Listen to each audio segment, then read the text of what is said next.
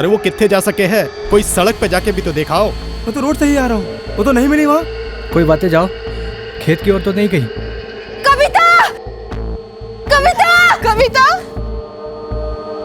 कविता, कविता, कविता, कविता को देखा क्या कहीं? नहीं नहीं नहीं। अरे सुन, कविता को देखा था ने? कविता, कविता, छोड़ी, कविता।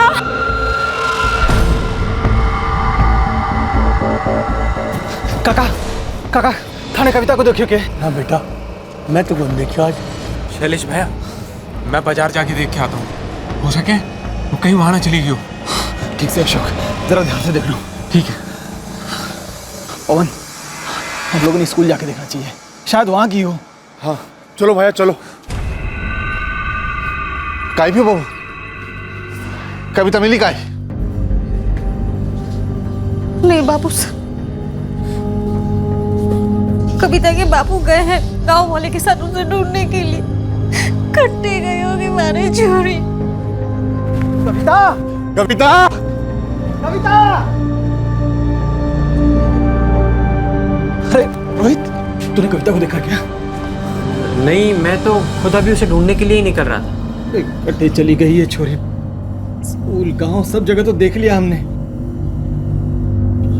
शैलेश भैया, मैं डराना नहीं चाहता, लेकिन अभी 2-3 दिन से ना एक बाबा गांव में घूम रहा है, तो हो सकता है ना कि उस बाबा ने कहीं कुछ। बाबा? लेकिन बाबा के हो सके शैलेश भैया, चलो खेतों में चलते हैं। वो बाबा वहीं पेड़ के नीचे पड़ा रहे, चल के देख लेते हैं उसने। हाँ, खेतों में देख लो, मैं गांव के इस तरफ देख लेता हूँ। ठीक है सौरभ, तू भी ढूंढ। चलो भैया।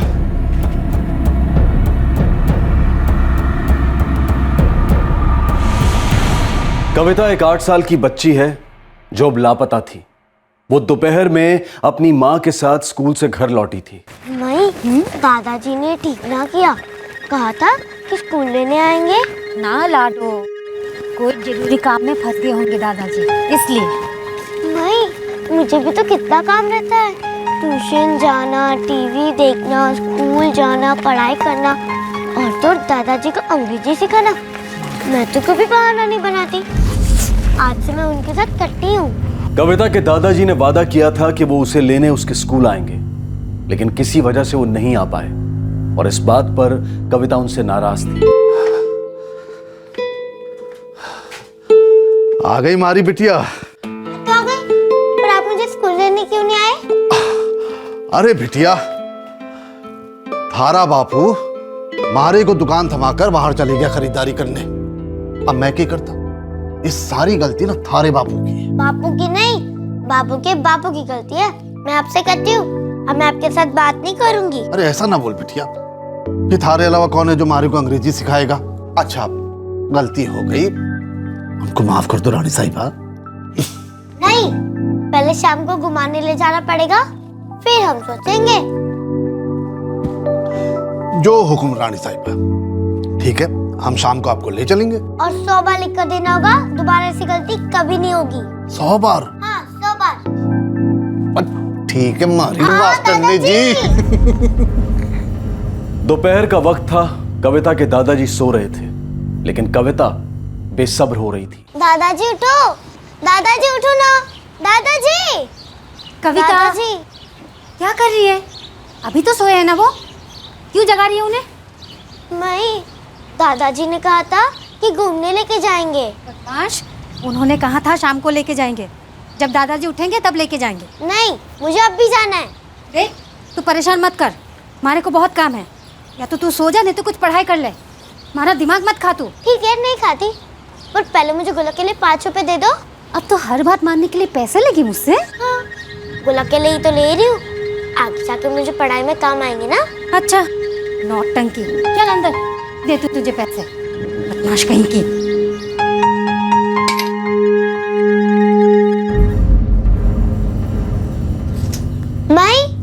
मैं खेलने जा रही हूँ। ठीक है, 3:30 बजे तक वापस आ जाना।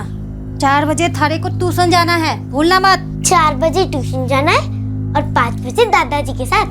सब कुछ याद है मैंने। अब बार बार याद दिला के ना मेरा सर मत खाइयो। क्या बोली तू? मैं मैं तो मजाक कर रही थी, मैं खेलने जा रही हूँ, बाय।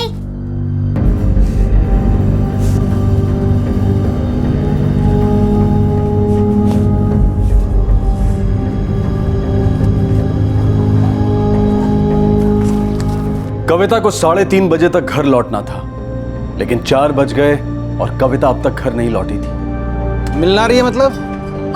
4 बज गए, ट्यूशन जाने का समय हो गया, लेकिन कविता अभी तक घर वापस नहीं लौटी। ढूंढना उसने, वो पायल के घर या किसी और सहेली के घर देख। मैं भी आ रहा हूँ थोड़ी देर में। हाँ आ जाइए आप। क्या हुआ बहू? बापू साहब, कविता अभी तक घर वापस नहीं लौटी। कहाँ गई थी वो? औलाद अगर कुछ देर के लिए भी आंखों से ओझल हो जाए तो माँ बाप उनकी फिक्र में आधे हो जाते हैं। ऐसा ही हाल था कविता के परिवार का। कहां खेलने गई थी कविता? क्यों अब तक नहीं लौटी थी? सवाल मन में उमड़ रहे थे जिनके जवाबों से वो बेखबर थे।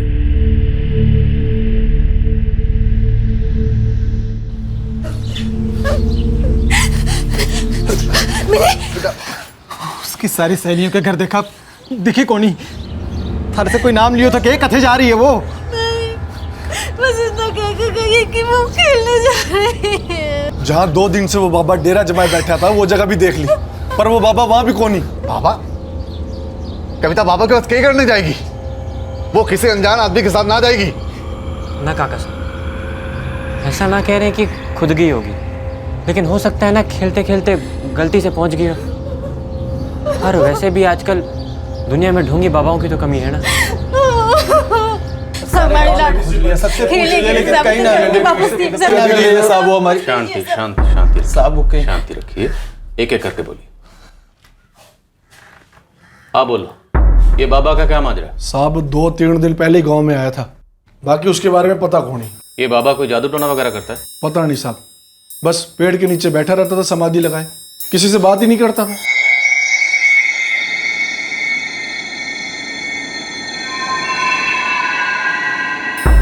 पर आप तो कह रही थी कि आपकी बेटी घर के बाहर खेलने गई थी। लाडो तो ये कहकर गई थी, मुझे पता था 3:30 बजे उसे ट्यूशन जाना है सब।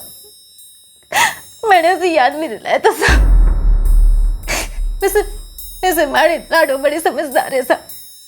कभी भी खेलने बाहर जाती तो वक्त पर जरूर लौट आती थी साहब। मतलब ये कोई पहली बार नहीं है, वो अक्सर घर से बाहर खेलने जाती है। जाती है साहब, एक तो गाँव में मारो सब एक दूसरे को जाने हैं। खेलने कहाँ जाती है? ज्यादा दूर नहीं जाती साहब, कभी कभी घर के बाहर ही अपनी सहेलियों को इकट्ठा कर लेती थी, और कभी पास वाली सहेली के पास चली जाती है। तो उसकी सहेलियों से पूछा आपने? पूछा साहब, सबसे पूछा, कहीं ना मिल रही। सब बाजार भी गए थे और स्कूल भी, पर कविता मिली कौन ही। कविता इस बाबा से मिली है कभी? ना साहब, हमारे हिसाब से तो जानती भी ना है बाबा के बारे में। अच्छी है साहब, अपनी मौज में रहती है, उसे क्या पता बाबा कौन है। लेकिन शक की वजह तो बढ़ती है ना। इधर कविता गायब हुई और उधर वो बाबा। कहीं वो बाबा तो कविता को नहीं ले गया? ये बाबा कहाँ बैठता है?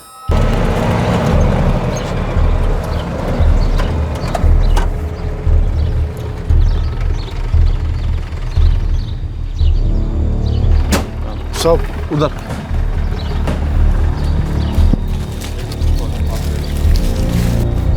साहब इस पेड़ के नीचे बैठा रहता था।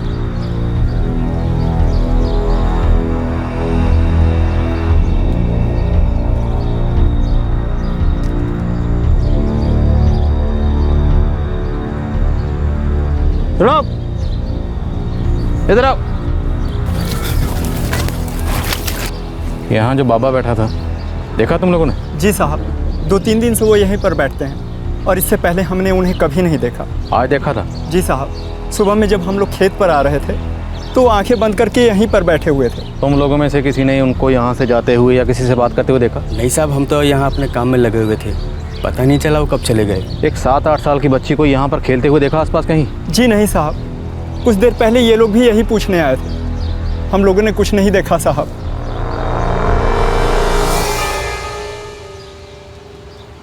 सर, बच्ची की फोटो आसपास के थानों में भिजवा दी है। एक पेट्रोलिंग टीम हाईवे पर भी भेजो। सभी पेट्रोल पंप और ढाबों पर पूछताछ करने के लिए कहो। सबको कविता की फोटो दिखाओ। हो सकता है किसी ने इसे देखा हो। जी सर। विक्रम, रात हो गई है लेकिन बच्ची अब तक घर नहीं लौटी। 8 साल की बच्ची ऐसे कैसे गायब हो सकती है? सुबह गांव के अंदर एक बार फिर से अच्छी तरह से ढूंढवाई करवाते हैं और खबरियों से कहो इस बाबा की कुंडली निकाले। ये 2 दिन से गांव में समाधि लगा के बैठा था या फिर किसी मौके की तलाश में। रात गहरी होती जा रही थी। एक परिवार की चिंता उनके दुख और डर को बढ़ाए जा रही थी।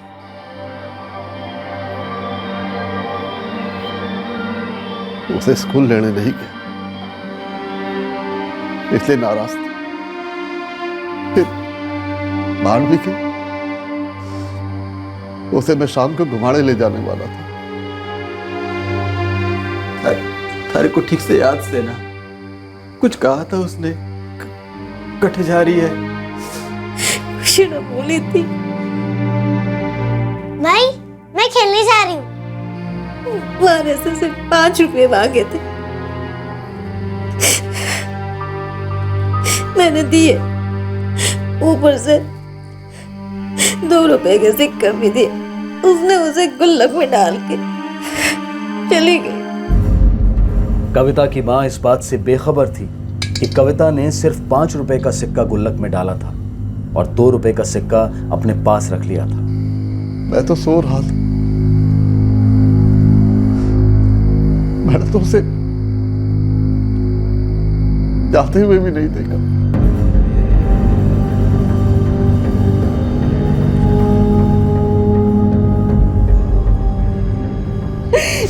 पता नहीं कहाँ होगी हमारी लाडो,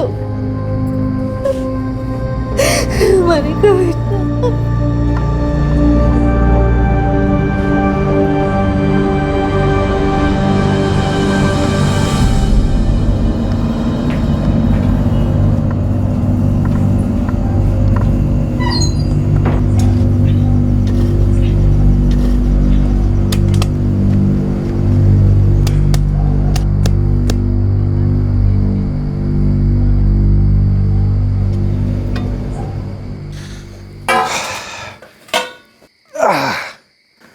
आते हुए सुना मैंने कि राम सिंह जी की पोती खो गई है। हाँ बापू, मैं जब काम से लौट रही थी तब मैंने कविता के बारे में सुना।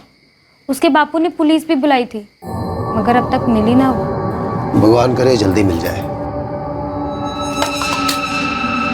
कांता। हाँ रोहित कहाँ है? हाथ मुंह धोकर आ रहा है। दिन भर वो अभी छोरी को ढूंढने में उनकी मदद कर रहा था।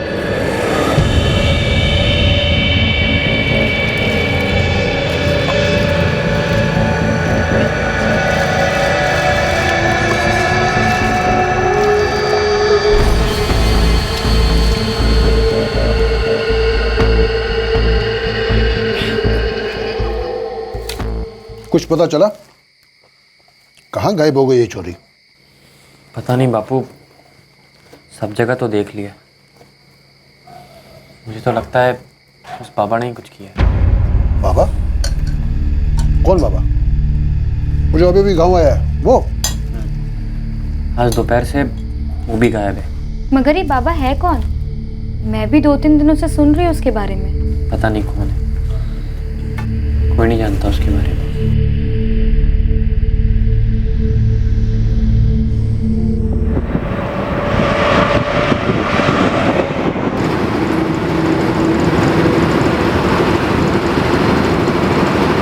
साहब जी कोशिश पूरी जारी है, मगर सच बोलूं साहब तो चांसेस बहुत कम है। साहब कुंडली बनाने के लिए नाम नंबर पता कुछ तो चाहिए ना, और वैसे भी कोई ये नामी बाबा तो था नहीं। मुझे तो लगता साहब ये कोई फकीर था जो घूमते फिरते इस गांव में आ गया, कुछ दिन रुका और निकल लिया। हो सकता है बच्ची को साथ ले गया हो। बच्ची अगर इस बाबा के साथ होती तो आपकी टीम की हमारे लड़कों की नज़र में कब की आ गई होती। नज़र गड़ाए रख, 8 साल की बच्ची गायब हुई है, हमारी तरफ से कोई कमी नहीं रहनी चाहिए। सर, गांव में और उसके आसपास के इलाकों में पूरी रात पेट्रोलिंग चली, लेकिन बच्ची का कहीं पता नहीं चढ़ा। और ना इस बाबा का। जी सर। विक्रम, वो बाबा गांव के बाहर खेतों में एक पेड़ के नीचे बैठा रहता था। एक 8 साल की बच्ची उससे मिलने वहां क्यों जाएगी? और अगर मान लें कि वो मिलने गई भी होगी तो उस बाबा के साथ जाने का तो सवाल ही पैदा नहीं होता। और वैसे भी बच्ची अगर बाबा से मिलने के लिए जाती तो किसी न किसी की नज़र में तो जरूर आती। हो सकता है सर बाबा वाला एंगल गलत हो। बाबा का और बच्ची का एक ही दिन गायब होना केवल एक इत्तेफाक हो। ये जरूर गांव के किसी आदमी का काम है या घर के। साहब डेयरी की दुकान है हमारी, वक्त पे किसी ने उधार नहीं चुकाया तो छोटी मोटी बहस हो जाती है, पर दुश्मनी तो बड़ी बात होती है साहब। साहब, हमारे दादा के भगत से हम इस गांव में रह रहे हैं, सारा गांव जानता है। अब किसी से दुश्मनी हो तो क्या वो 8 साल की बच्ची पे निकालेगा? राम सिंह जी, लोग अक्सर दुश्मनी उसी से निकालते हैं जो सबसे कमज़ोर हो या सबकी कमजोरी हो, ताकि दुश्मन को ज़्यादा से ज़्यादा दर्द हो। पर साहब, हमारी किसी से ऐसी दुश्मनी क्यों नहीं? आपकी किसी से कोई अनबन? की देखभाल में मानो सारा वक्त निकल जाता है। मेरे किसी से क्या अनबन हो सकती है साहब? किसी के साथ कोई कहा सुनी हुई हो, कोई मनमुटाव हुआ हो आस पड़ोस में, खासकर इन पिछले दिनों में? ना सर।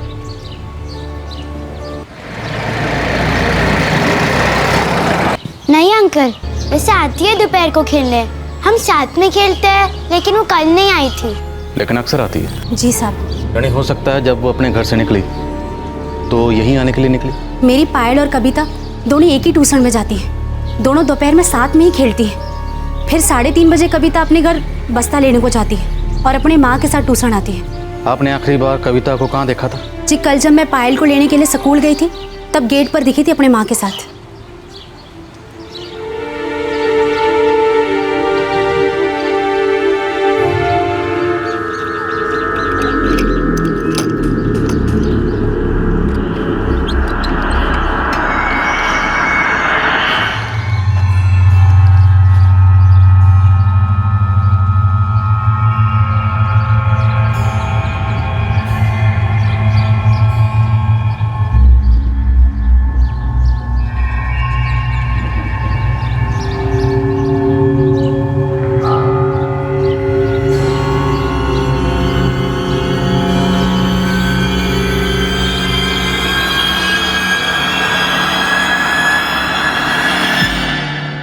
चलता हूँ।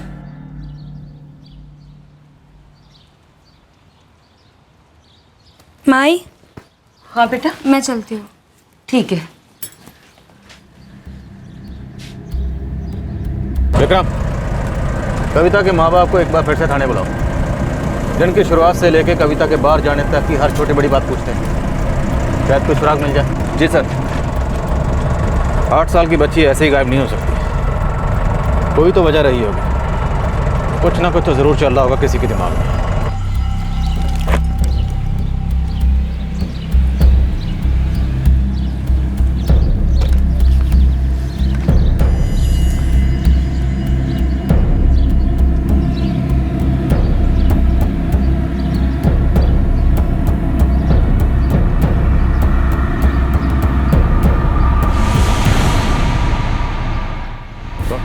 मैं लाडो को स्कूल से घर ले आई। घर आने के बाद उसका मूड कैसा था? उसके बर्ताव में कोई बदलाव देखा आपने? ना साहब, रोज की तरह बहुत खुश थी। हाँ, लेकिन इस बात से थोड़ी नाराज थी कि उसके दादाजी उसे स्कूल से लाने नहीं गए।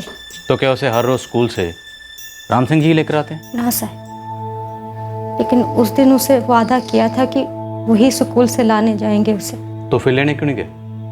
साहब, डेयरी का सामान लेने के लिए मुझे बाहर जाना था, तो बापू को दुकान में बिठाया था। कविता के स्कूल से लौटने के बाद जो हुआ हर छोटी सी छोटी बात बताइए। हमारे लाडू ने खाना खाया।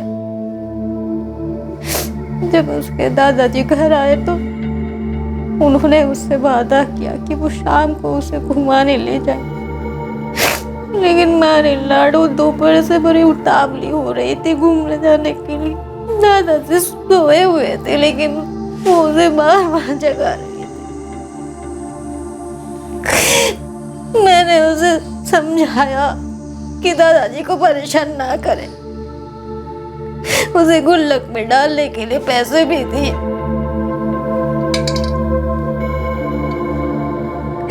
उसके बाद हमारी लाडो खेलने चली गई।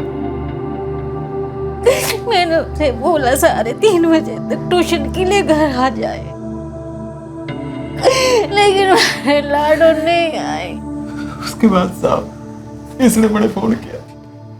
कविता अक्सर खेलने के लिए पायल के घर ही जाती थी ना? जी साहब, लेकिन वो उससे नहीं गए। जी वो हमें पता है।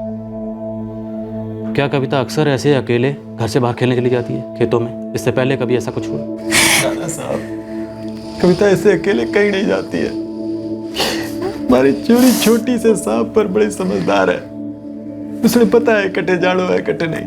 तो शैलेश जी, हो सकता है जब कविता पायल के घर खेलने के लिए जा रही थी तो बीच रास्ते में उसके साथ कुछ हुआ। रास्ते में कुछ हुआ मतलब? शायद कोई उसे अपने साथ लेके घबराइए नहीं, हम सिर्फ समझने की कोशिश कर रहे हैं कि क्या हुआ हो सकता है। वैसे भी दोपहर का टाइम था, सब लोग सो जाते हैं, गांव काफी खाली रहता है उस वक्त। हो सकता है वो इसी मौके की तलाश में था, उस दिन उसे ये मौका मिल गया। शैलेश जी, पूरे चांसेस हैं कि ये जो भी है गांव का ही कोई है। अब हमें ये पता लगाना है कि ये कौन है। साहब, सारी रात में सोचता रहा पर मुझे कुछ सूझ ना रहा है साहब, कौन और क्यों कोई मेरे साथ ऐसा करेगा।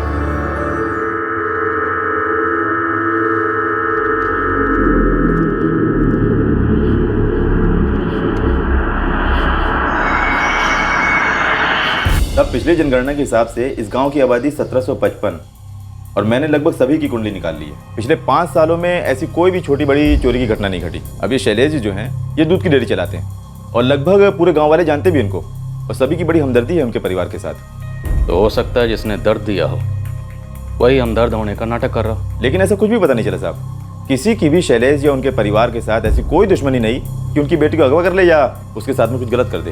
वक्त गुजरता जा रहा है, कविता कहाँ है अभी तक हमें कुछ नहीं पता।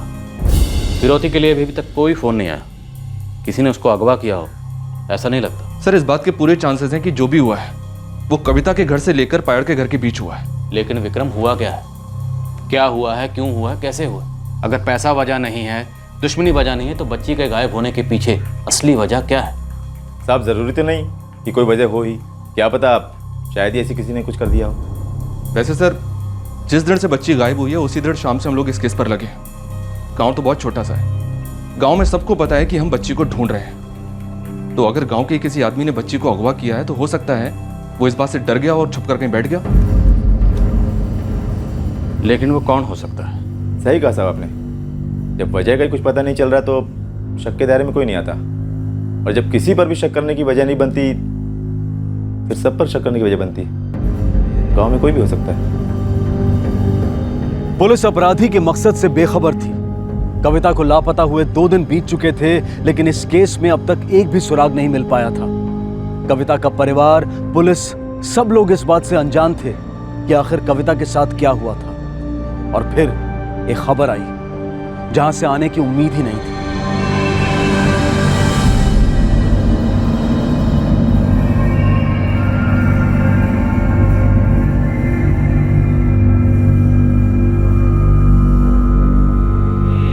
माई, उस लड़की ने कविता की चप्पल पहनी है। कौन सी लड़की? जो उधर खेल रही है। देखो, उसको चप्पल बड़ा भी हो रहा है। मैं आपको कह रही हूँ ना कि वो कविता का ही चप्पल है। पायल, तुझे कैसे पता कि वो कविता के चप्पल हैं? उसने मुझे कुछ दिन पहले ये बताया था कि उसके दादाजी लेकर आया है। कैसी है? ये कितनी सुंदर है। किसने ले दी है? मेरे दादाजी ने। पता है, इसे पहन के ना कितना भी दौड़ो बिल्कुल भी थकते नहीं। अच्छा, तो एक रेस लगा दे। चलो लगाते हैं।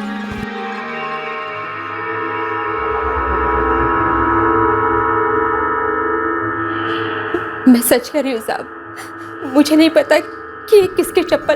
और इतना तो पक्का है ना कि ये चप्पल तुम्हारी बेटियों की नहीं है? हाँ साहब, ये चप्पल मेरी बेटी की नहीं है। मैं कचरा चुनती हूँ साहब। ये चप्पल मुझे सड़क पर मिली तो मैंने उसे उठा लिया। मैंने कोई चोरी नहीं की साहब।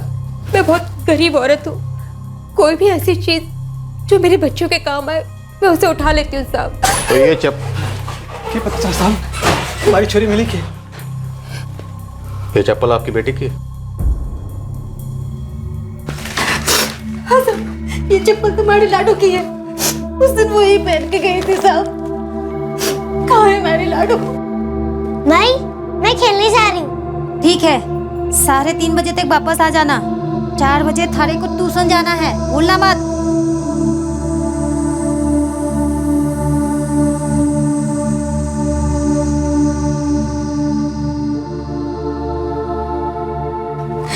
साहब, कटे हमारी छोरी, कहाँ मिली है चप्पल आपको?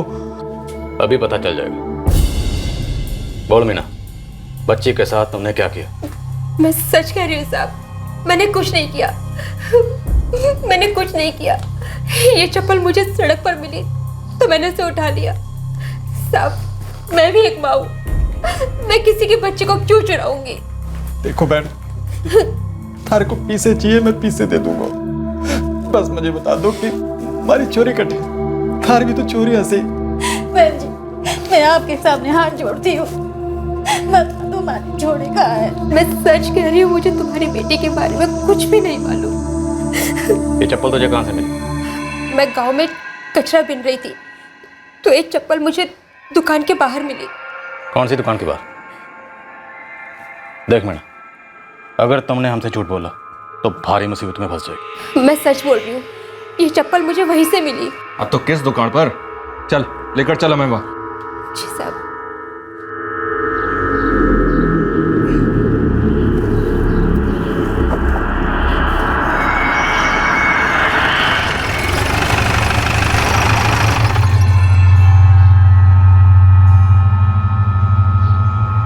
कहाँ देख?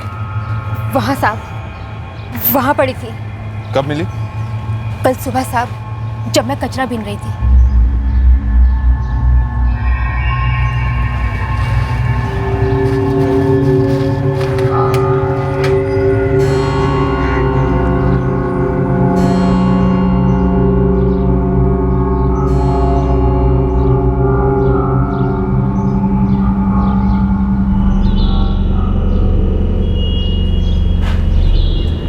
नाम क्या तुम्हारा?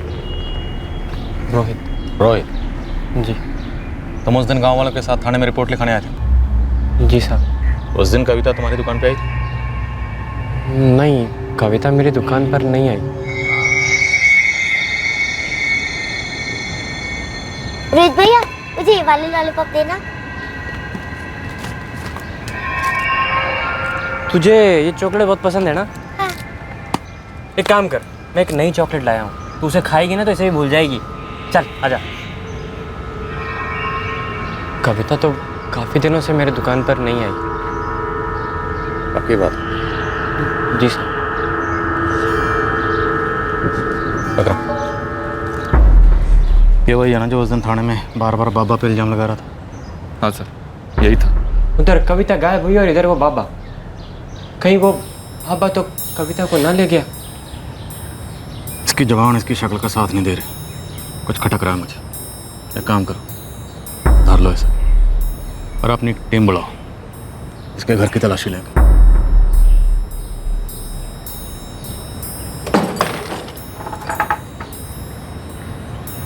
जी क्या बात है रोहित? सब मेरे को समझ में नहीं आ रहा, आप मेरे पे शक क्यों कर रहे हो? मैं समझाता। उस दिन कविता जो चप्पल अपने घर से पहन के निकली थी, वो चप्पल तुम्हारी दुकान के बाहर मिली। शक करने की वजह तो बनती है ना। पूरे घर का छान मारो। साहब, आप ये क्या कर रहे हैं? तू बता, तुमने क्या किया? मेरे बेटे ने कुछ नहीं किया साहब। हाँ साहब, मैंने कुछ नहीं किया है।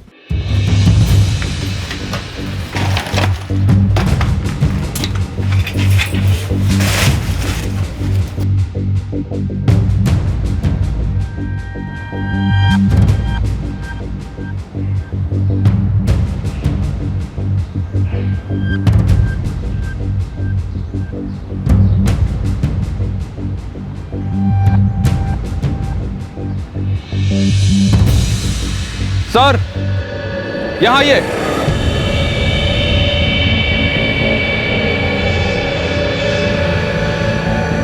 ये देखिए सर, यहाँ गड्ढा खोदा गया और शायद उसे जल्दबाजी में भरा भी गया होगा।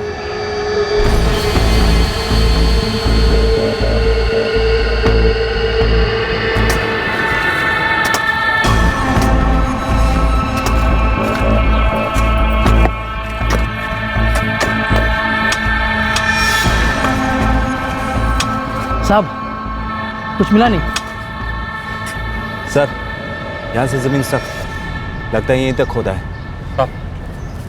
मैंने कहा था ना कि मैंने कुछ नहीं किया। हाँ साहब, मेरे बेटे ने कुछ नहीं किया। माँ बेटा बार बार एक ही राग गला पे। कुछ ना कुछ तो किया तुमने। सर, इस औरत के घर से फावड़ा दिया गया। वो रोहित ने कहा था करके मैंने दिया। क्या हुआ सर? कब लाया था फावड़ा ये आपके घर से? परसों दोपहर में। परसों दोपहर? क्यों लाए थे फावड़ा? अब वो गड्ढा खोदना था तो। क्यों? कौन सा खजाना ढूंढ रहा था तुम? बोल, गड्ढा क्यों खोद रहा था? सर, वो मैंने ही कहा था इससे गड्ढा खोदने के लिए। सवाल आपके बेटे से पूछना, जवाब भी इसको देने का। गड्ढा क्यों खोदा? पौधे लगाने थे साहब, इसलिए। कहाँ हैं पौधे? पौधे कहाँ हैं?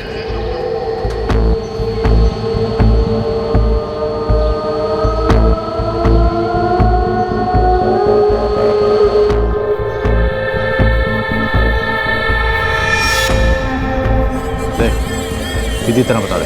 बोल सर। बोल। ये देखिए।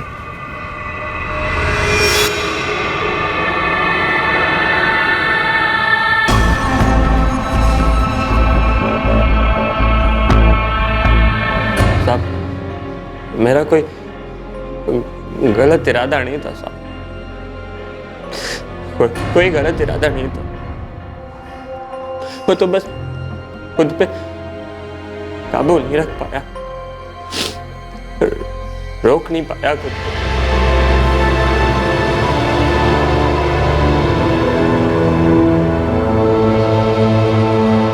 क्या चंदा क्या से फावड़ा लिया? इसे ले जाकर पिछवाड़े दफना दो।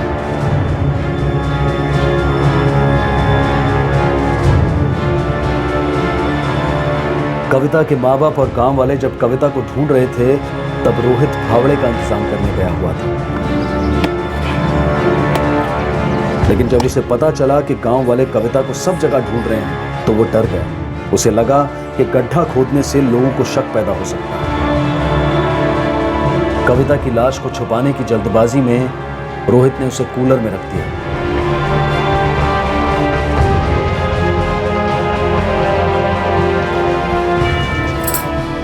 बात फैल गई है, लोग ढूंढ रहे हैं उसे।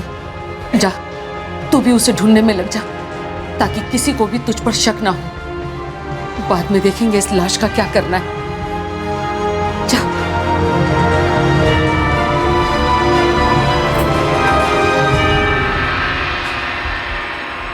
मैंने सोचा कि लाश को रात को बाहर ले जाके कहीं फेंक दूंगा, लेकिन गांव वाले उसे बाहर ढूंढने लगे थे और आप लोग भी।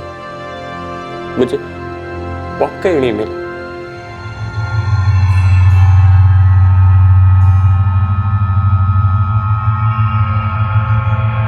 रोहित की मां ने कबूल किया कि इस जुर्म को छुपाने में उसने अपने बेटे की मदद की थी। रोहित के साथ उसे भी गिरफ्तार किया गया। रोहित की बहन और पिता को भी गिरफ्तार किया गया था।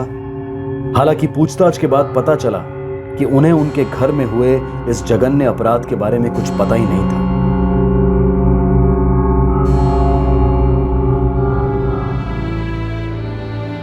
उस दोपहर कविता के साथ जो हुआ, उसकी तकलीफ, उसकी मौत कविता के मां बाप को ना भूलने वाला दर्द दे गई। उनकी बच्ची कविता अब कभी नहीं लौटेगी। इस हकीकत से समझौता कर पाना उनके लिए आसान नहीं था।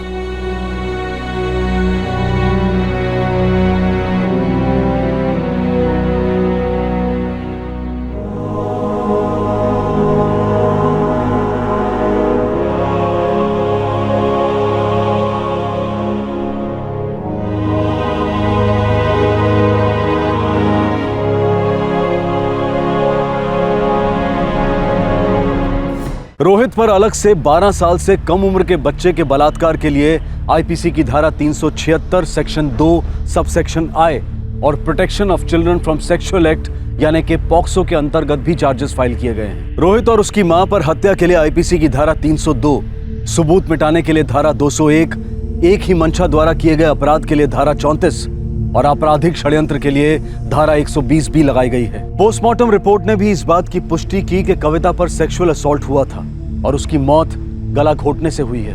कविता के परिवार की तरह गांव के लोगों को भी यह जानकर बहुत बड़ा झटका लगा कि उनके ही गांव के किसी शख्स ने उनके ही गांव की एक बच्ची के साथ इतना घिनौना काम किया। रोहित के पिता और उसकी बहन भी रोहित की इस हरकत से शर्मिंदा हैं और ये जानकर सदमे में हैं कि रोहित की मां ने भी इस हत्या में उसका साथ दिया। रोहित का अपनी याचिका में ये कहना कि कुछ पल के लिए उस पर वासना सवार हो गई थी और ऐसा बच्ची से शारीरिक स्पर्श के कारण हुआ। रोहित ने जो किया इससे ज्यादा शर्मनाक, विभत्स और डरावना कृत्य कोई हो ही नहीं सकता। 8 साल की बच्ची को अपनी वासना का कारण बताना, ये ओछी दलील उसकी विकृत मानसिकता का एक और प्रमाण देती है। ये दर्शाती है कि उसे दिमाग की कोई गंभीर समस्या है। बच्चों के यौन उत्पीड़न के केसेस में ये समस्या कई बार देखने में आई है। यौन उत्पीड़न से जुड़े अपराध में मुजरिम को कड़ी से कड़ी सजा मिलनी चाहिए, जिससे पीड़ित और उसके परिवार को न्याय मिल सके, और साथ ही सख्त सजा का डर ऐसे लोगों पर रोक भी लगा सकता है जिनके दिमाग में ऐसी गंभीर विकृति पल रही है।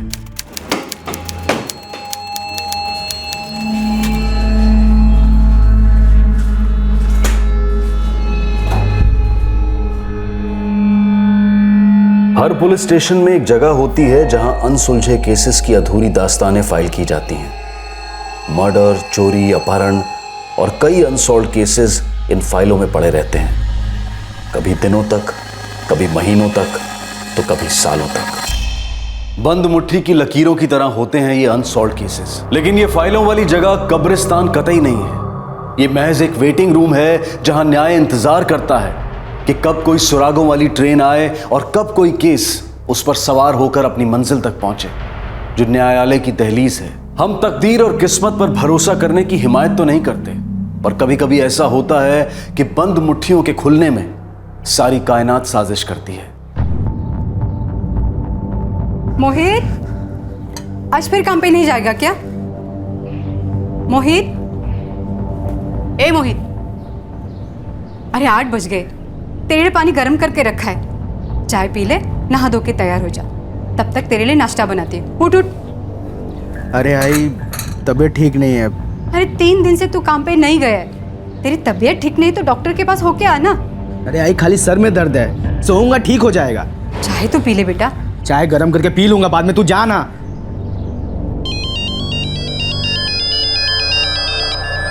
ये रे तेरा फोन है।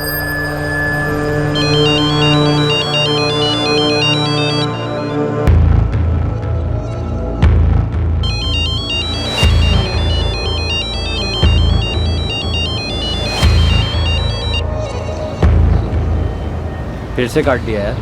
अरे मेरी कल रात बात हुई उससे, मैं बोला चल कल शिरडी चलते हैं, बोला नहीं, तब भी डाउन है। डाउन है तो डाउन है, अभी क्या बोलूं? अरे पर उसकी आवाज़ से लगा नहीं ना भाई कि डाउन है। बस आगे चल।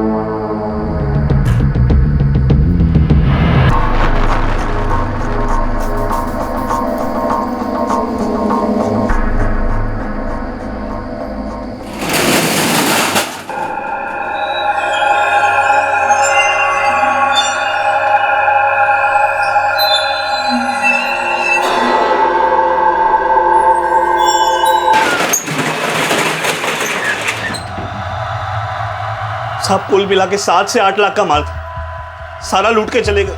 साहब कुछ दिन पहले सिक्योरिटी गार्ड को गन दिलवाई थी। जो लुटेरे अपने साथ लेकर गए, और तुम्हारा सिक्योरिटी गार्ड अब हॉस्पिटल में। साहब इससे ज्यादा मैं कर भी क्या सकता था? सीसीटीवी लगवा सकते थे। साहब वो भी लगाने ही वाला था कि क्यों नहीं लगाया? चोरी होने का इंतजार कर रहे थे या मुहूर्त ढूंढ रहे थे?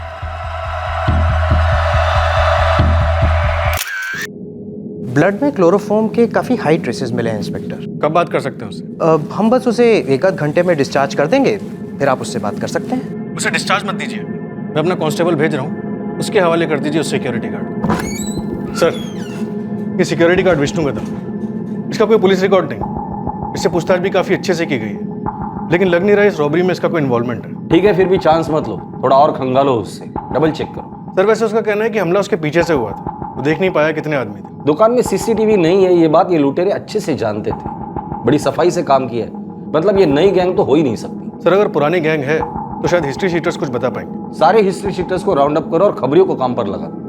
आज एक छोटी सी दुकान लूटी है, पता नहीं ये गैंग आगे क्या प्लान कर रही है। एक रोजमर्रा का केस था, एक गहनों की दुकान लूटी गई थी और चोर के बारे में कोई सुराग नहीं मिल रहा था। पुलिस ने रूटीन तौर पर खबरियों का नेटवर्क एक्टिवेट करवा दिया और इस कारण जो खबर पुलिस के पास आई उसने पुलिस के भी होश उड़ा दिए।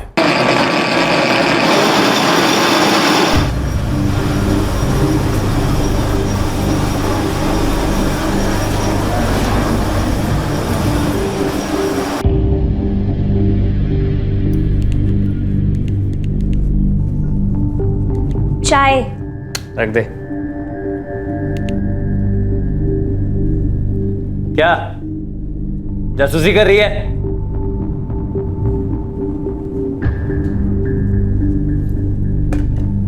मेरा फोन नहीं उठाती, एसएमएस का जवाब नहीं देती, बात क्या है? साफ साफ बोलना, है क्या तेरे दिल में?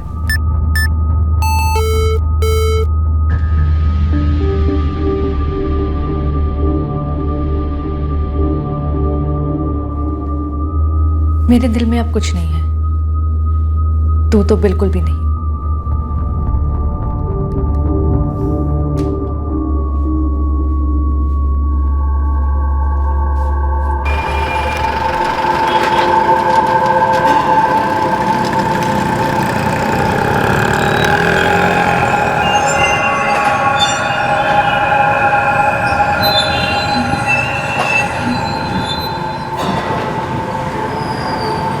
जी बोलिए, क्या दिखाऊं? वो सोने का भाव क्या है आज?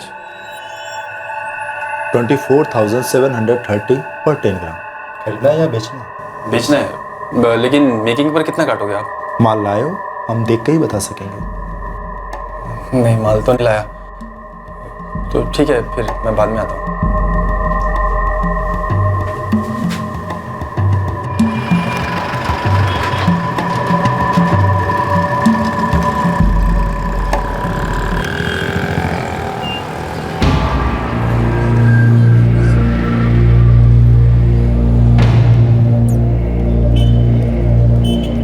साहब, एक हफ्ते में 5 अलग अलग दुकानों में सोने का भाव पूछा है उसने। उसकी कुंडली बता। नाम है विनय सिंह, इधर भाविका कॉलोनी है टिटवाला में, वहाँ पर रहता है। नाके के पास एक चिब्बर स्टील फैक्ट्री है, वहाँ पे काम करता है और अभी भी एक ज्वेलर्स की दुकान में घुसेला है। साहब क्या हुआ साहब, क्या बात है? विनय सिंह, सोना बेचना चाहते हो? हाँ साहब, वो मैं ऐसे ही सोने का भाव जान रहा था साहब। क्यों जान रहा था? ये बताने के लिए भाव खाएगा ना तो बहुत मार खाएगा। क्यों साहब, सोने का भाव जानना कोई गुनाह है साहब? बिल्कुल नहीं। दरअसल तेरे सोने की असली कीमत हम लोग ही दे सकते हैं। चल बता, कितना सोना है तेरे पास और किसका सोना है? साहब, ये जेवर इनकी माँ मतलब मेरे सास के है साहब। होंगे, लेकिन वो जेवर कहाँ है जो तुम्हारे पति विनय ने स्वरिगिनी ज्वेलर से लूटे थे? नहीं नहीं साहब, मेरे पति चोर नहीं है। नहीं साहब, मैं तो फैक्ट्री में काम करता हूँ साहब, मैं कोई चोर नहीं है साहब। आप लोगों को गलतफहमी हुई है साहब। अच्छा, तो गलतफहमी दूर कर दे, बता दे उस रात कौन था तेरे साथ जिनके साथ मिलकर तूने स्वरांगिनी ज्वेलर्स को लूटा? लूट का एक हिस्सा तुझे दिया है जो तू बेचने चला है। नहीं साहब, मैं किसी गैंग को नहीं जानता साहब, मैं तो अपनी माँ के जेवर बेचना चाह रहा था। बहन की शादी है, घर में पैसों की तंगी है साहब, और बहन के लिए नए जेवर भी बनवाने थे, इसलिए रेट पता कर रहा था ताकि अच्छे रेट मिल जाए। अच्छा, जब तक चोरी के गहने कहाँ छुपा के रखे ये बताता नहीं है तब तक कूटना ही सही, और वो भी अच्छे रेट में। साहब मैं चोर नहीं साहब, मैं विश्वास करो साहब, मैं चोर नहीं साहब। सर, वो विनय सिंह, उसका कोई पास क्रिमिनल रिकॉर्ड नहीं है। इनफैक्ट उसकी बहन की शादी वाकई में होने वाली थी, लेकिन उसका चेहरा और उसकी आंखें तो कुछ और ही बोल रही है। ऐसे डरा हुआ है जैसे वाकई में चोरी इसी ने की और रंगे हाथ पकड़ा गया। डरा हुआ तो है सर, लेकिन जेवर की चोरी के केस के लिए नहीं। तो सर हमने उसे काफी रगड़ा और लास्ट में जाके उसने बोला कि वो किसी और केस के बारे में कुछ जानता है। कौन सा केस? बस साहब, बस बताता हूँ साहब, बताता हूँ। तब पहले बता दिया तो तुझे मार खाने का शौक है? चल बोल। साहब मैं आपको अभी भी बोल रहा हूँ, मैंने कोई चोरी नहीं की है साहब। मात्रे अब असली ठुकाई शुरू करो। अरे नहीं साहब, मैं आपको कुछ और बोलना चाह रहा हूँ साहब, कुछ और बोलना चाहता हूँ साहब। मैं क्या? एक दूसरा लफड़ा हुआ था साहब, मैं उसके बारे में जानता हूँ। कैसा लफड़ा? सर वो 1 साल पहले सारंगी खाड़ी में एक लावारिस लाश मिली थी ना।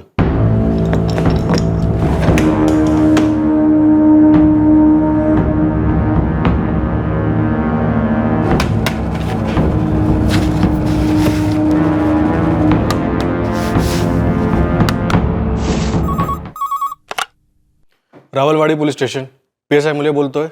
साहब मैं लोकेश बात कर रहा है, अपना ये सारंगी खाड़ी के पास से। साहब वो खाड़ी में एक लाश है।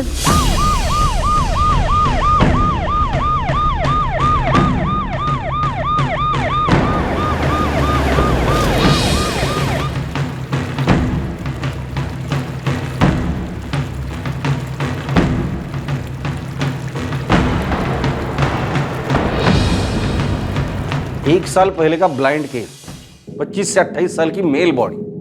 राइट सर, मई 2013 का केस। मौत कम से कम 2-3 दिन पहले हुई है। पानी में रहने के कारण बॉडी काफी डिकम्पोज हो चुकी है। मौत का कारण? विंड पाइप डैमेज है। मौत गला घोटने से हुई है और उसके बाद चेहरा बिगाड़ दिया गया है।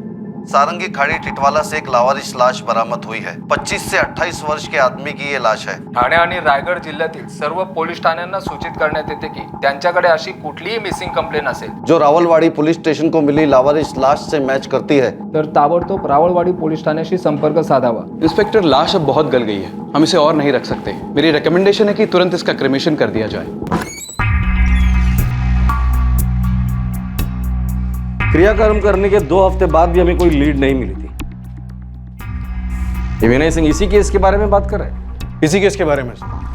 पिछले साल 29 मई को आप लोगों को एक लाश मिली थी सारंगी खाड़ी से, जिसकी कभी शिनाख्त ही नहीं हो पाई। मैं उसके बारे में जानता हूँ साहब।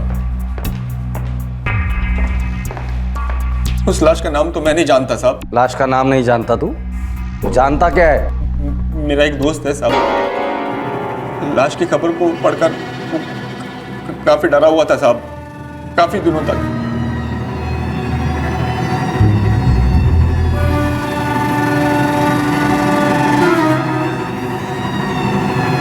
सारंगी खाड़ी से बरामद हुई सड़ी हुई लावारिस लाश की खबर पढ़कर मोहित के पैरों तले मानो जमीन खिसक गई। लेकिन कुछ और लोग भी थे जिन्होंने खबर पढ़ी थी।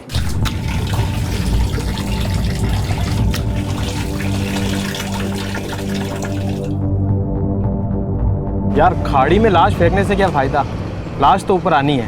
हाँ यार, ये मर्डर करने वाले भी सोचते हैं ना कि बच के निकल जाएंगे, लेकिन ऐसा कभी होता है क्या? एक लड़की थी जो पूरे 6 महीने से उस आदमी से कांटेक्ट करने की कोशिश कर रही थी जिसकी लाश पुलिस को खाड़ी से बरामद हुई थी। तुम्हें डायल केलेला नंबर बंद आहे। The number you have called is currently switched off. दूसरी तरफ क्राइम सीन से कोसों दूर पूरे 1 साल से एक दंपत्ति इस दर्द को हजम नहीं कर पा रहे थे कि उनका जवान बेटा अचानक से कहां और क्यों गायब हो गया था। कुछ पता चला?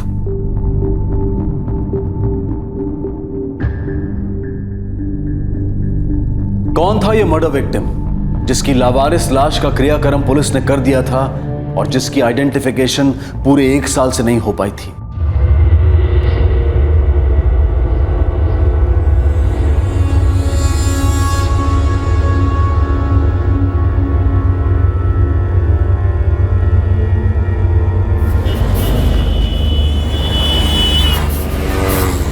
क्या लग रही है अंजू? क्या हुआ? बहुत कीमती लगते हैं, मुझे कुछ ठीक नहीं लग रहा। अरे बिल्कुल कीमती है, तेरे सस्ते वाले लाऊंगा क्या? और ठीक क्यों नहीं लग रहा तुझे? इतने पैसे तुम्हारे पास कहाँ से आते हैं विक्रम? सच बोलो। सच बताओ? एकदम सच। चोरी करता हूँ। पागल है क्या? ले लेना मेरी जान। वैसे सच में चोरी करता हूँ। पर ये चोरी की नहीं है, मेहनत की कमाई है। अच्छा है ना? तो चल।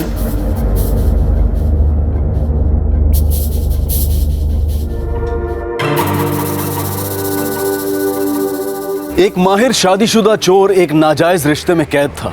उसके तीनों दोस्त उसकी हरकतों के बारे में जानकर भी चुप बैठे हुए थे। इन सभी का उस लावारिस लाश के साथ क्या रिश्ता था? 1 साल, पूरे 1 साल के बाद इस केस की बंद मुट्ठी आखिरकार खुलने लगी। उन चारों में से तुम्हारा दोस्त कौन है? मोहित। तुम्हारा ये दोस्त मोहित उस लाश के बारे में क्या जानता है और तुम क्या जानते हो? 1 साल पहले जब ये कांड हुआ था तब मैं मोहित से मिलने उसके घर गया था। नमस्ते आंटी। अरे विनय, कसा आहेस रे तू? मैं अच्छा हूँ आंटी। मोहित है घर पर? हाँ है, पर पता नहीं आजकल उसका ध्यान कहीं और है।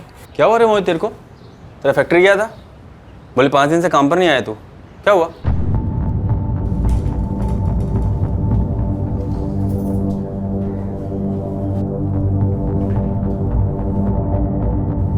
अरे क्या हुआ, बोलना यार।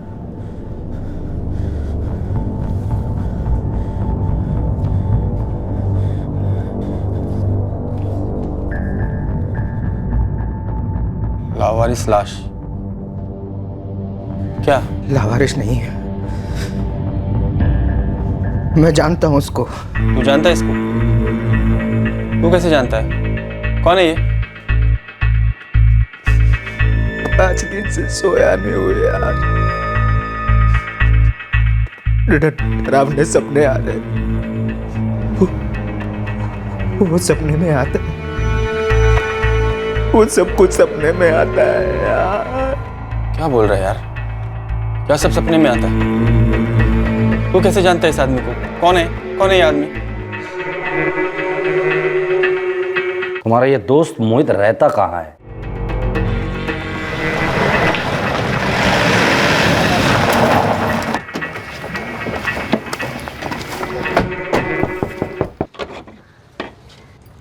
मोहित घर पे? जी। मोहित, विनय को घूरने से सच्चाई बदलने वाली नहीं है, और सच्चाई ये है कि तुम्हारे दोस्त ने हमें बता दिया है कि 1 साल पहले जो लावारिस लाश हमें मिली थी उसके बारे में तुम जानते हो। देखो, या तो तुम्हारा दोस्त झूठ बोल रहा है या तुमने उसे झूठ बोला है, या तुम दोनों झूठ बोल रहे हो। तो एक काम करो, तुम दोनों कुछ दिनों के लिए यही रुक जाओ, आपस में बात करके तय करके मुझे बता देना। मुझे कोई जल्दी नहीं है, चाहिए तो मदद के लिए 2-3 हवालदार भी छोड़ देता हूँ डंडों के साथ। नहीं साहब मुझे जाने दो साहब, मेरी बहन की शादी है साहब। ए मोहित, बोलना यार, बता दे, तेरे चक्कर में मैं भी फंसूंगा। जो पता है सब बता देना यार, सब बोल दे। मोहित समझ ही नहीं पा रहा था कि उसके दोस्त विनय ने पुलिस को 1 साल पहले हुए हादसे के बारे में क्यों बताया था। उसे इस बात की भनक तक नहीं थी कि किसी और ही केस के कारण ये लावारिस लाश वाला केस रोशनी में आ गया था। जितेश सोलंकी नाम था उसका, जिसकी लाश आप लोगों को मिली थी। लाश के चेहरे की तस्वीर तो हमने छापी ही नहीं थी, फिर तू दावे के साथ कैसे कह सकता कि वो लाश जितेश सोलंकी की थी? चेहरे की तस्वीर कहाँ से छापते थे आप लोग? चेहरा तो पूरी तरीके से बिगाड़ दिया था। मोहित पाटिल, उस मर्डर में तुम शामिल थे?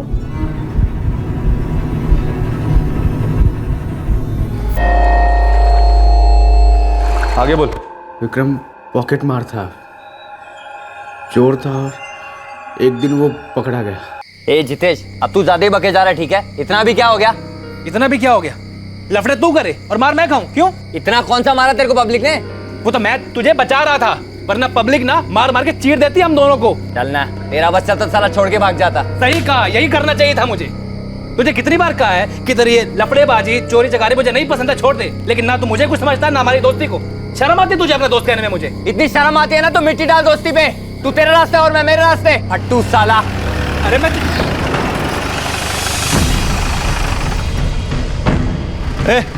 तुम में से विक्रम ठाकुर कौन है? मैं हूँ साहब। क्या बात है? अरे अरे कैसा ना साहब, कुछ तो बोलो साहब। हुआ क्या? अरे कुछ बात तो बताओ सर, हुआ क्या?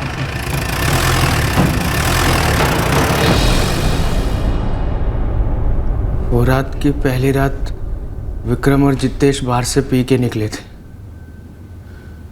और तभी विक्रम ने एक औरत को छेड़ा था।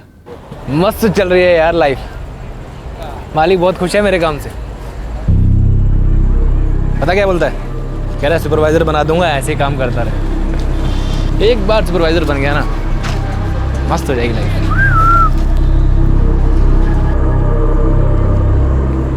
क्या कर रहे हैं? कुछ नहीं होता ना।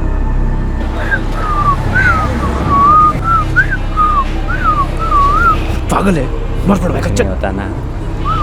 क्यों बे? लड़की को देख के बहुत सीटी मारा तो? क्या बे? उसको देख के सीटी नहीं बजाई, वैसी सीटी बजा रहा हूँ। अच्छा। झूठ बोल रहा है ये, इसने मुझे पे सीटी मारी थी। मैंने भी देखा और तेरी सीटी भी सुनी। हीरो अभी बजा के दिखा ना। चल बजा। भाई लोगों, गलती होगी, माफी मांग रहे हैं, सॉरी।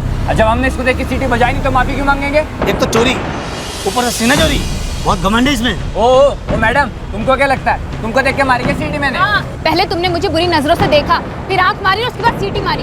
अब जब लोग जमा हो गए हैं तो डर रहा है, डर को कहीं का। काय बानगड़ा है भाई ला बगुन सिटी मारतोस पियला साला। इन दो हीरो को ना बहुत चर्बी चढ़ी है।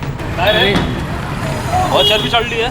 नहीं नहीं भाई साहब, कुछ नहीं हुआ, गलती हो गई, माफी मांगता हूं। अरे हाथ कैसे लगा रहा है? क्यों रे? चोरी के साथ साथ तुझे नया रोग लगा है, लड़की छेड़ने का।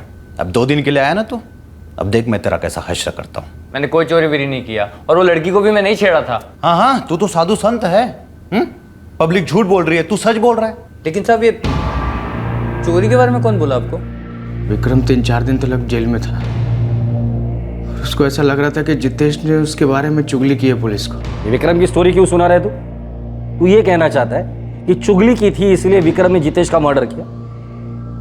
वो भी शामिल था ना इस मर्डर में? नहीं नहीं नहीं नहीं, नहीं साहब, बिल्कुल नहीं। मैं तो खाली उस शाम को उधर बैठा था साहब। मेरे को तो मालूम भी नहीं था इन दोनों के बीच क्या बात हुई है। मेरे को तो अंजलि के बारे में भी कुछ नहीं मालूम था साहब। अब ये अंजलि कौन है और क्या बात हुई थी?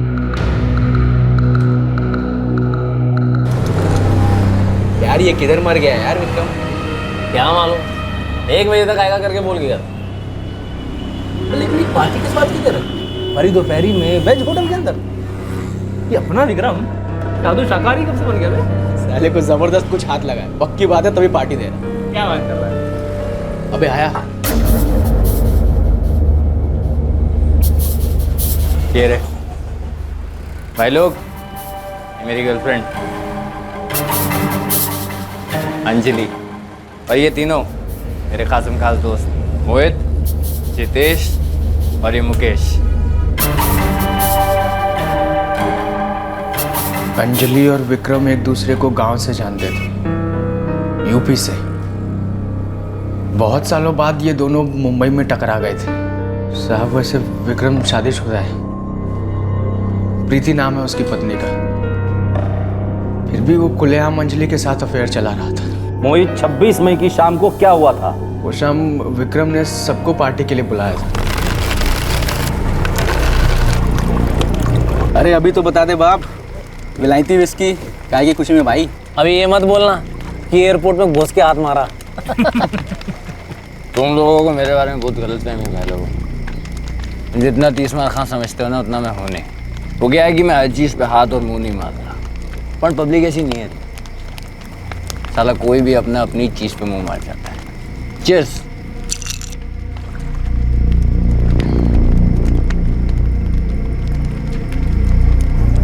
अब एक बात बता, किसकी हिम्मत जो तेरी चीज पे मुंह मारे और तू साले उस बात की पार्टी क्यों देने लगा?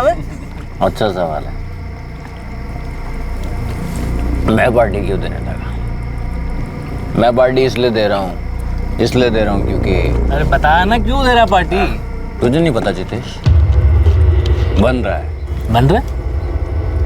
क्या बोल रहा है बे? बोल तो तू रहा है पुलिस को मेरे बारे में कि विक्रम चोरी करता है, लड़की छेड़ता है, ऐसा है वैसा है। तभी तो पुलिस उठा के लेके गई मुझे। इतना मारा है ना कसम से, पूरी जिंदगी का कोटा पूरा हो गया। कि चढ़ गई है क्या तेरे को? क्या बकवास कर रहा है? बकवास मैं कर रहा हूँ? बकवास तो तू कर रहा है पुलिस को मेरे बारे में। और उनको कैसे पता चलता कि विक्रम ठाकुर टिटवाला में है? तू नहीं बोला ना कि विक्रम लड़की छेड़ता है, चोरी करता है। जिस दिन रात को पुलिस मुझे उठा के लेके गई उससे 1 रात पहले लफड़ा हुआ था। पब्लिक ने मेरे को बहुत पीटा जितेश, पर तूने जो थप्पड़ मारा ना पुलिस को चुगली करके, ऐसा किसी ने नहीं किया। दिमाग खिसक गया तेरा? मैं मानता हूँ तेरा चोरी चकारी करना, लड़कियों के साथ छेड़छाड़ करना मुझे अच्छा नहीं लगता है, लेकिन इसका मतलब ये नहीं है कि मैं पुलिस के पास जाके तेरी चुगली करूंगा, समझा? ए जितेश, पुलिस वालों को कैसे मालूम है फिर? तू भी मुझ पर शक कर रहा है? शक नहीं, यकीन से बोल रहा है वो। साला तू तो चाहता है कि मैं जेल में सड़ूं, तेरे रास्ते का काटा हूं ना मैं। सही है कि नहीं? बोल और देखो भाई लोग, ये क्या बकवास कर रहा है मेरे को समझ में नहीं आ रहा है। चढ़ गई है, इसको खत्म करते हैं, चलना। ए बैठना, कर क्या क्या? सच सामने आने लगा तो फट गई तेरी। बोलना भी सच, सबके सामने बोल। यही सच सुनने के लिए इस पार्टी रखा मैं, समझा? क्या बोलना है तेरे को? हाँ, सच बोलना है ना? बोल बोल, सबके सामने बोल सच क्या। ए विक्रम, ए साफ साफ बोलना, क्या बोलना तेरे को, बोल। कल हम, ये मेरा जिगरी दोस्त और मैं राम सरन की टपरी पे चाय पीने गए थे, ठीक है? ए जितेश, तेरा फोन दे तो, मेरे फोन में बैलेंस खत्म हो गया। बताया भैया, साला इसने मुझे जेल भिजवाया, मैंने फिर भी माफ किया, दोस्ती रखी, लेकिन इसने मुझसे सबसे बड़ी गद्दारी करी, सबसे बड़ी। क्या गद्दारी की, बोलना। मैंने इसके फोन से अपनी गर्लफ्रेंड अंजलि को फोन किया, मेरी अंजलि को।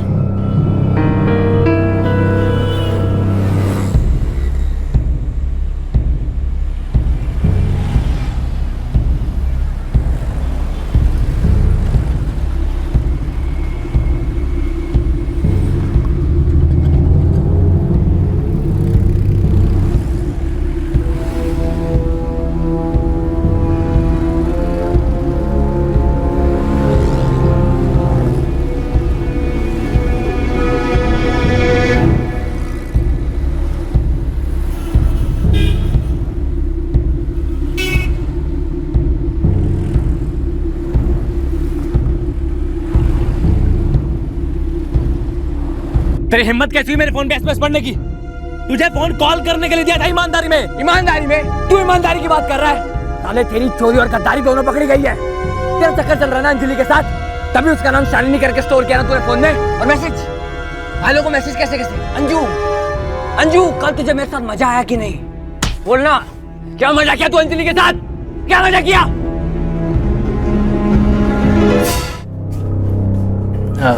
रूम चाहिए था एक।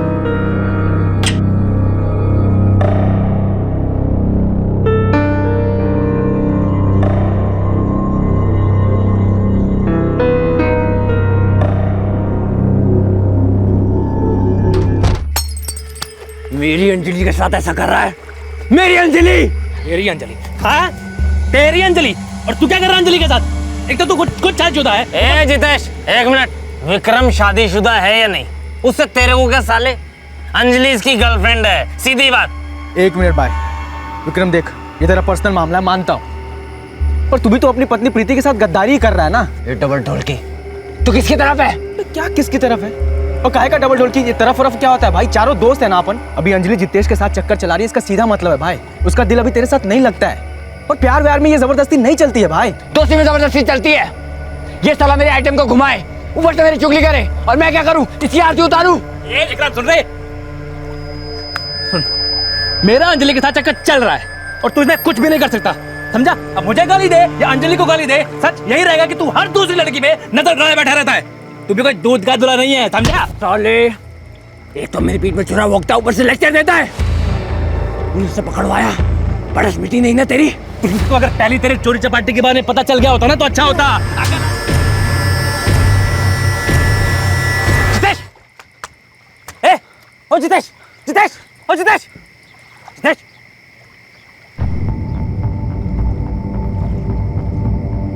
जितेश, ओ जितेश, जितेश, ओए, उठ, मर गया साले, जितेश, अच्छा वो साला मरा। ए विक्रम साले, क्या किया तूने? मर गया वो, सच में मर गया रे। गुस्सा में था ना मैं, गुस्से में था यार। वो गुस्सा क्या तेरा तेल लेने? साले, करे क्या साले? मुझे कुछ सोच नहीं रहा। अगर ये लाश किसी को मिले ना साले, हम सारे पकड़े जाएंगे। वो तो वैसे भी पकड़े जाएंगे।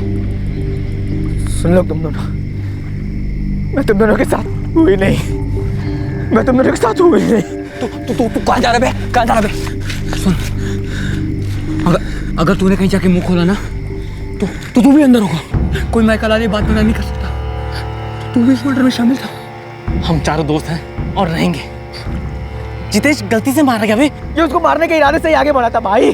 हमारे दोस्त जितेश को इसने मार दिया, इस विक्रम ने मार दिया है यार। मेरी बात सुन, जितेश मर चुका है, हम 3 जिंदा है यार। हम पकड़े नहीं जा सकते किसी हालत में भी नहीं। बाकी की जिंदगी जेल में नहीं काटनी भाई। देख, हम तीनों साथ रहना, कुछ नहीं होगा, यकीन कर। और सुन, ये लाश भी किसी को मिलनी नहीं चाहिए। देख, हम तीनों अगर पकड़े गए ना तो तीनों को बराबर सजा मिलेगी। अबे क्या बराबर? ये कोई प्रसाद है जो सब में बराबर बटेगा? यार मैं इसको रोकने की कोशिश करता रहा, मुझे क्यों सजा होगी यार? अबे होगी साले, 100% होगी। अगर तू उल्टा गया ना तो मैं और विक्रम खुद बोलेंगे कि साले तू भी हमारे साथ मर्डर में था और तेरे को सुनने वाला नहीं है। देख, हम ऐसा कुछ करना नहीं चाहते, लेकिन तू मुझे मजबूर मत कर। मैं बोल रहा हूँ।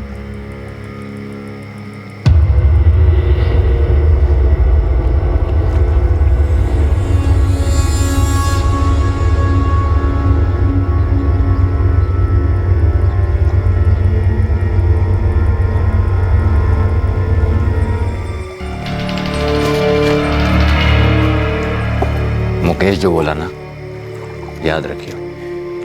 अगर तेरा मुंह खुला ना तो हमारा भी मुंह खुल जाएगा।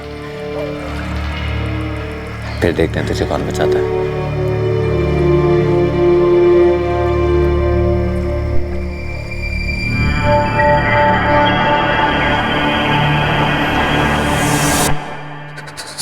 साहब, मेरे को मुकेश को और विक्रम को भी इस बात का दुख था कि उस रात जो हुआ वो होना नहीं चाहिए था। साहब, 1 साल से ठीक से सो नहीं पाया। मुकेश और विक्रम मुझे शिरडी जाने के लिए कह रहे थे, पाप धोने के लिए। मेरे को भी बोला, मैं उन लोगों के साथ नहीं गया साहब। वो दिन के बाद मैं उन लोगों से मिला तक नहीं हूँ। मैंने उन लोगों के साथ सारे रिश्ते तोड़ दिए। रिश्ते तोड़ने से या पाप धोने से ये बात नहीं धुल जाती। एक जवान आदमी का कत्ल हुआ था। नहीं साहब, मैंने जितेश को नहीं मारा। मैं विक्रम को रोकने की कोशिश कर रहा था। मुझे नहीं मालूम था साहब, विक्रम उसे जान से मार डालेगा। ये विक्रम और मुकेश रहते कहाँ हैं? साहब, कुछ नहीं किया साहब, हमने कुछ नहीं किया साहब, बात तो सुनो साहब, गलत खबर दिया साहब आपको। आपने कुछ नहीं किया साहब, बात तो सुनो साहब, मैं जितेश को नहीं मारा साहब।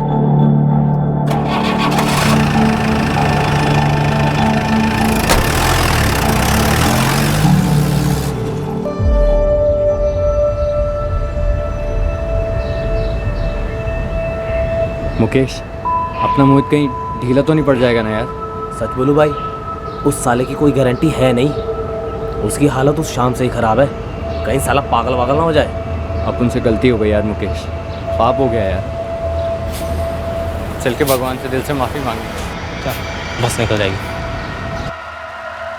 मोहित पाटिल साहब ने तुम्हें बुलाया है।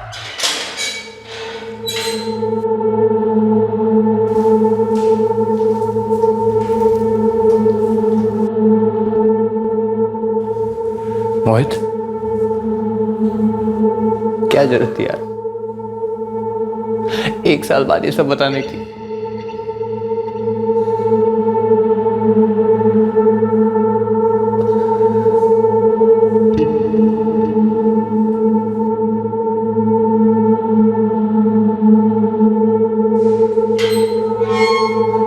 मैं मानती हूँ सर, पहले मेरा रिश्ता विक्रम के साथ था और उसके बाद जितेश के साथ। लेकिन विक्रम मुझसे ऐसे पेश आता था जैसे कि मैं उसकी जागीर हूं। वो भी तो शादीशुदा था, अपनी पत्नी को धोखा दे रहा था। जितेश गायब हो गया था, 1 साल से गायब था। कभी सोचा नहीं कहाँ गया होगा, क्या हुआ होगा उसके साथ, या कभी पुलिस को इन्फॉर्म करे? सर, मैंने विक्रम से बहुत पूछने की कोशिश की जितेश के बारे में, कि वो कहाँ है, कैसा है। पर फिर एक टाइम ऐसा लगा जैसे कि वो मुझसे बोर हो चुका है, भूल चुका है मुझे, या फिर उसे कोई और मिल गई। इसलिए मैंने भी उसे बुला दिया।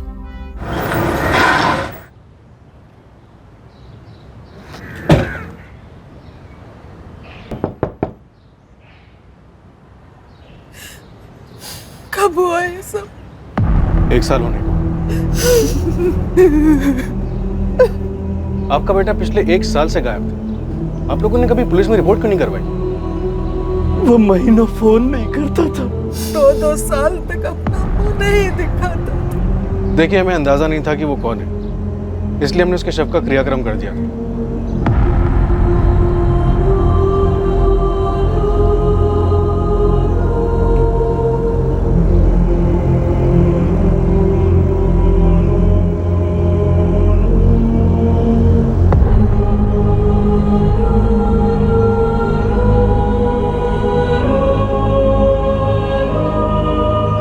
मोहित को रिहा कर दिया गया है और अब वो इस केस में गवाह बन गया है। पुलिस को विनय सिंह के खिलाफ गहनों की दुकान की चोरी में कोई सबूत नहीं मिले और उसे रिहा कर दिया गया, पर उसको संदिग्ध बनाने से जितेश के कत्ल का केस सामने आया, जिसने सभी को काफी चौंका दिया।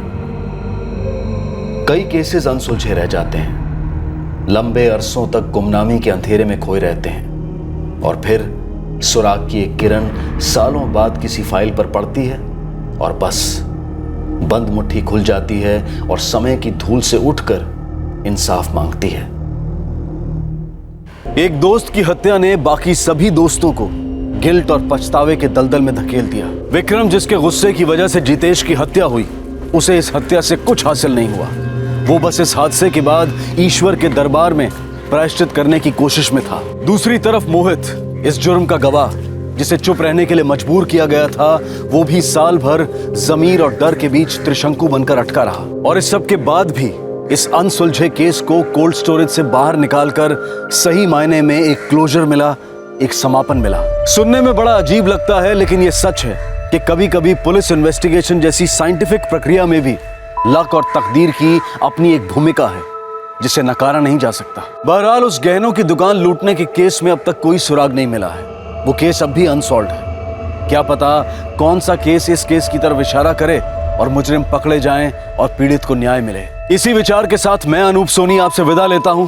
फिर मुलाकात होगी अगले एपिसोड में एक और चौंका देने वाले केस के साथ। तब तक सतर्क रहें, सुरक्षित रहें और देखते रहें क्राइम पेट्रोल सतर्क। सबक एक को सीख हम सबको।